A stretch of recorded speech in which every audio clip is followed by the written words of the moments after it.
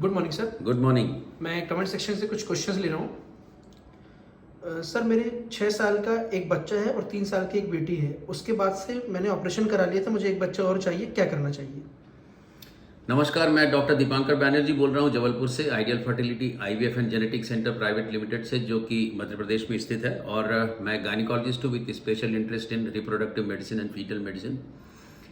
ये जो क्वेश्चन है जिसमें कि इन टीटी करा लिया है, ऑपरेशन करा लिया है, यदि दोबारा बच्चा चाहिए और एक बेटा बेटी है, तो मेरा ख्याल ये रहेगा कि जो एज के हिसाब से ऑपरेशन खुलवाने की बजाय आईवीएफ करा लेना ज़्यादा उचित है, क्योंकि एज होते होते फिर एम्ब्रियो बनना और प्रेगनेंसी का चांस बहुत कम होने लगता है। Can I get pregnant with partial fallopian tube removal? It is a very difficult question and difficult to answer also, because how much partial tubal removal, why it has been done, and if the femoral part, the thing is, it is very simple that the tube is very sensitive part of the reproductive system in female, and this part is called isthmus and this is called ampulla. Ampulla means it is a opening, and it is called salping. Salping means a trumpet. So opening of the trumpet, if you cut it, and there are a lot of fingers which trap the egg. If you cut them or if you destroy them, then chances of accepting the egg or trapping the egg reduces. If it happens, then even though you might be having a tube which is open, but it has been altered by some way, by infection or by operation, then things that the fertilization to take place will be very difficult.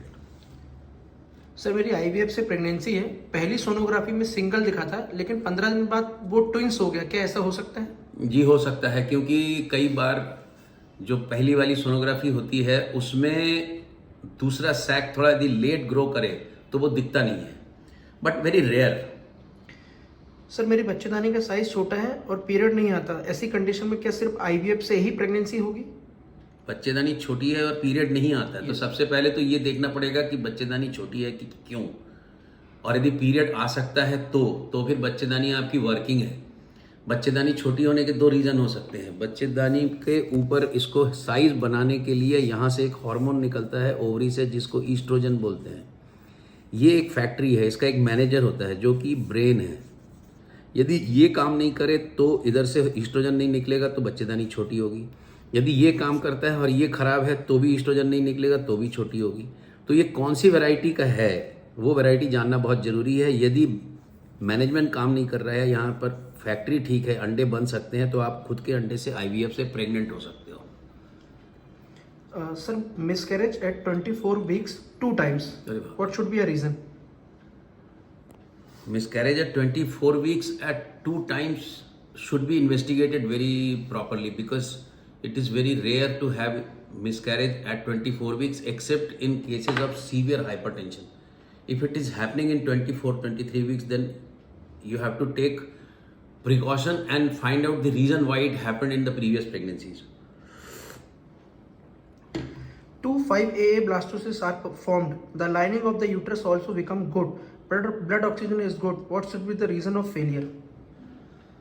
There are two chances, two reasons.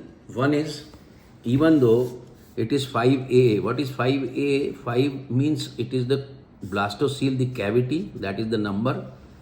A means 1A for trophoectoderm, 1A for inner cell mass. 5AA is the best quality embryo or blastocyst. But even though it looks very good, the genetic makeup of this blastocyst might be abnormal in 48 to 50% cases. You can do a PGT also in these cases, but it is not a foolproof method to know the inner cell mass. Even after this transferring, there might be a chance that there is a chance of improper implantation of window of implantation. So you should do a ERA test. And next comes to us how the ET has been done. But most of the time we do ET under ultrasound guide. So there are two chances. One is the genetic defect, but if it is morphologically very good 5A, have an ERA test done. Sir इसी में एक question और आता है कि ET में बेहोश क्यों नहीं करते? देखिए, ईटी जो एम्ब्रियो ट्रांसफर होता है ना, उस एम्ब्रियो ट्रांसफ़र में जब हम इस ब्लास्टोसिस्ट को यहाँ बिठाएंगे, नॉर्मली कुदरत ब्लास्टोसिस्ट यहाँ से यहाँ बिठाता है। इस समय इस यूट्रस के क्विसेंस मतलब शांत होना, मतलब इसमें एक्टिविटी नहीं होना, दर्द नहीं होना बहुत इंपॉर्टेंट है। इसमें यदि एक्टिविटी होगी, संकुचन होगा, कॉन्ट्रैक्शन होंगे तो ये इसको फेंक देगा।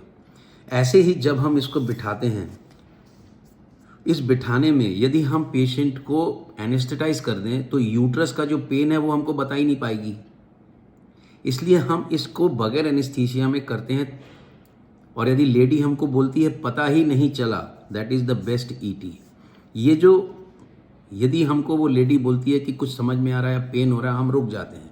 इसलिए ईटी करते समय बेहोशी नहीं करते, क्योंकि बेहोशी करने का कोई औचित्य नहीं है। दूसरा, बेहोशी के अपने कॉम्प्लिकेशन होते हैं। तीसरा, लेडी को यदि पेन या कुछ तकलीफ होगी तो वो बोल नहीं पाएगी, और यदि तकलीफ होगी और हम ट्रांसफ़र करेंगे तो अबॉर्शन होंगे। तो बेस्ट है उसका जगह रहना है, और एम्ब्रियो ट्रांसफ़र करने में पता ही नहीं चलना चाहिए कि हो गया।